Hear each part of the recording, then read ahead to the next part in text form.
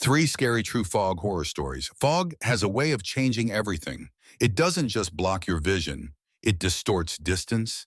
It swallows sound. It makes familiar places feel unfamiliar. Streetlights become blurred halos. Trees turn into silhouettes. And anything standing more than a few yards away might as well not exist at all. Tonight, I'm going to share three allegedly true horror stories involving heavy fog. These were sent in by people who claim these events really happened to them. I've changed names and minor details for privacy, but the stories themselves are told as they were written. Story 1.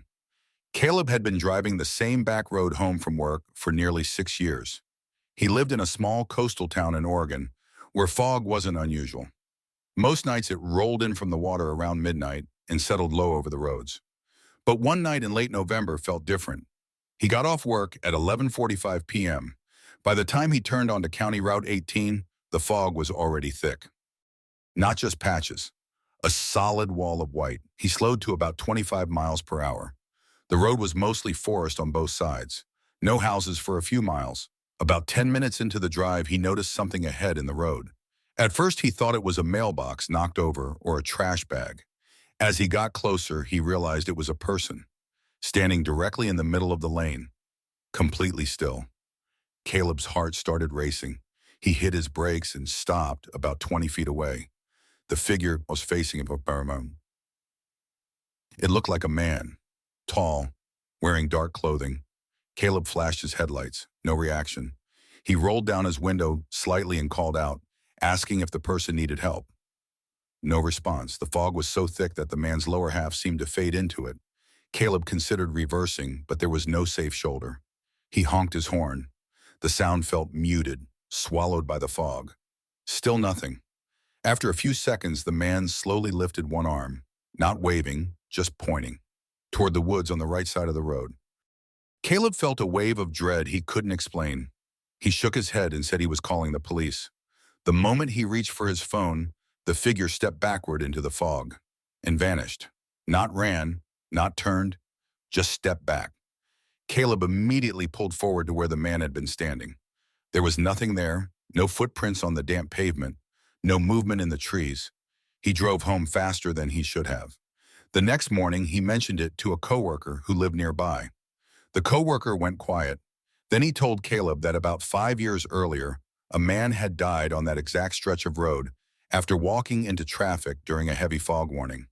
Caleb doesn't take that road anymore when the fog rolls in. Story 2.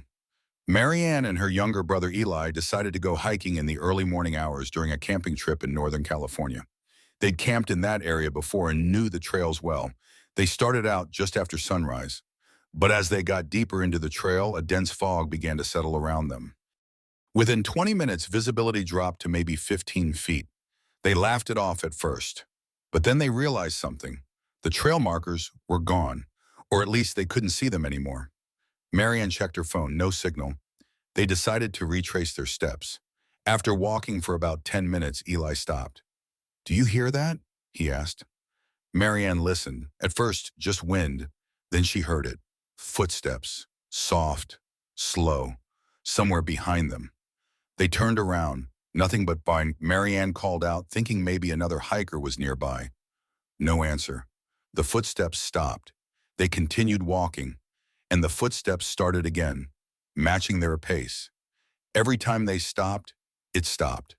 Marianne's chest tightened. She grabbed Eli's hand and started walking faster.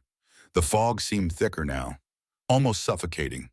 Then, through the haze ahead of them, they saw a shape, a tall figure standing directly on the trail. It wasn't moving.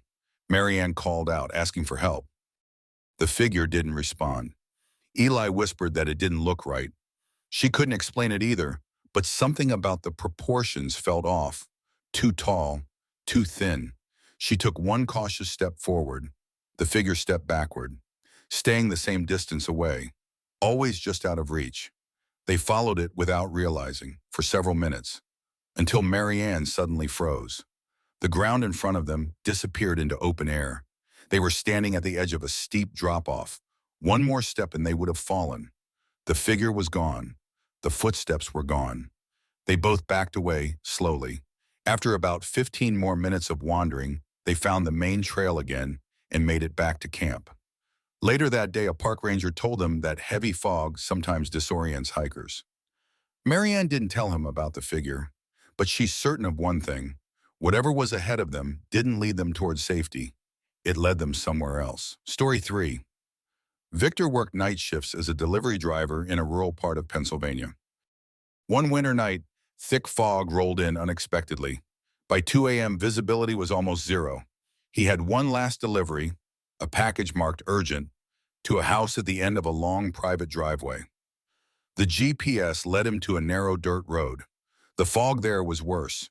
His headlights barely cut through it. Eventually, he saw a mailbox with the correct number. He turned into the driveway.